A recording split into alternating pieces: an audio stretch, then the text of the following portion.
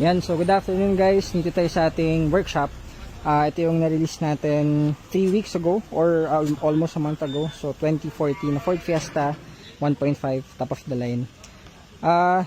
Biyahe kayo ano sir, no? Leyte. So babiyaheng Leyte sila sir. Pa-check lang natin yung everything.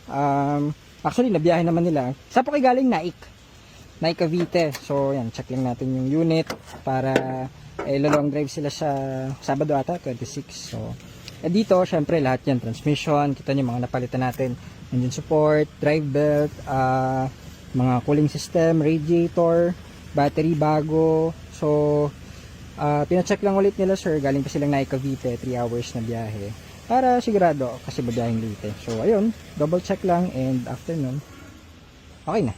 Kumusta yung biyahe nyo sir, mula Naik? Okay naman. So ano lang, double check lang tayo, itong mga tubig, wala namang any leak, so para lang sigurado. Ayan, so ito yung ating chili orange na 2014, pogi pa rin, no? Check lang, so ayan si sir. Check lang natin sir, para kailan kayo biyahe? 26 ba? Sabado ba yun? Sabado. Ayan, Sabado, so babiyahe silang Leyte. Irororo nyo po, ano? Tama sir, na Bicol, tapos ano? Samar, o. Mukhang magbabakasyon sila sir, ah. Pero okay yung biyahe sa sa Naik Cavite. Ayun. So double check lang natin. Ayun. So okay. Thank you, GK Cars.